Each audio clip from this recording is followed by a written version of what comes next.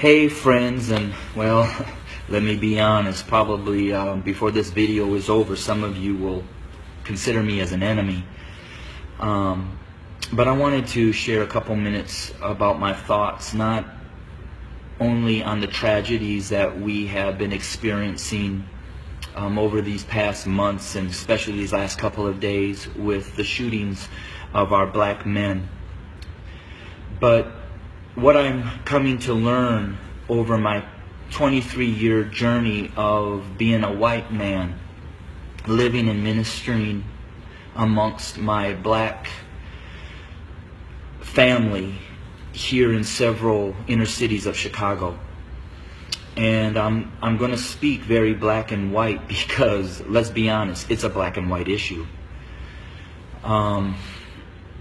I want to take you to the book of Exodus, chapter 1, and I wanted to share a little bit of what took place prior to the rise of Moses. When I read that, it talked about that the Pharaoh became concerned and very fearful that the Hebrew slaves were growing in number and in power. So in order to maintain their oppression, he put upon them great labor. He put upon the Hebrew slaves cruelty to keep them down. However, they still grew. And so he brought together some midwives, and he instructed them that when a Hebrew boy was born, kill him. Well, these midwives did not follow, and the Hebrew slaves continued to grow. Eventually, the Pharaoh became so hatred and towards those Hebrew slaves that he made a decree. He put out an order that male baby boy Hebrew slaves were to be killed by casting them into the Nile River. Let's look at America. We brought blacks into this country as slaves. We never intended them to be anything other than a slave. But they began to grow in number and in power, and eventually they fought their way to some freedom. So we became even more cruel. And to keep our black Americans down, we lynched. But yet they rose. So then we used the welfare system, the criminal justice system, to keep them down, to contain them, to destroy them. But yet they rose, and they're rising. Then we built prisons and jails to hold them. Yet they rose. And so now we are doing exactly what the Pharaoh did at the end, sending out a decree: kill them. So until we admit that when we wrote this Constitution that all men are created equal, that we never intended to include our black brothers and sisters, our nation may end up facing exactly what the Egyptians faced when they refused to let God's people go.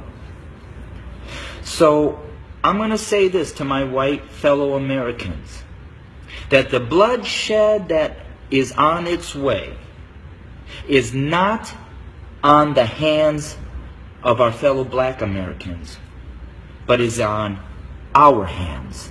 We are the ones that are refusing to let God's people go. We are the ones that are refusing to acknowledge that we do not value our black brothers and sisters as equal individuals or equal Americans as us white men.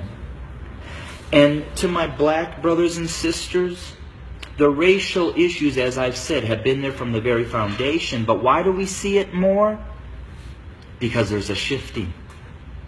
See, us white men have been at the head since the foundation. But we've had a black president. And you know, we've done everything in our power to keep him from really changing things.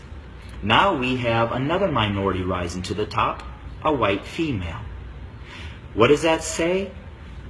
Those of us who are white men who have been at the head are now starting to see and fear that we are going to become the tail. And we know what we've done to you. And so now we're fearful that you're going to do to us what we have done to you. But I will say this. I've lived in a black community for 23 years. I've never been treated the way that this country has treated my black Americans. So I call out my white Americans to say we better heed, repent, acknowledge, and change. Because if we don't, I just want to again say this. The bloodshed that we will experience is on our hands, not the hands of our fellow black Americans. I welcome your comments. I welcome your feedback. Hit me up on Facebook or go to my webpage at www.studio2911.org. Again, that's studio2911.org. I don't necessarily know the answer, except for us white Americans need to repent, acknowledge the lies that we have taught, acknowledge our value system of equality. It is not here, and it does not include our black brothers and sisters. And we need to change, and we need to change now. Thanks for your time. Bless you.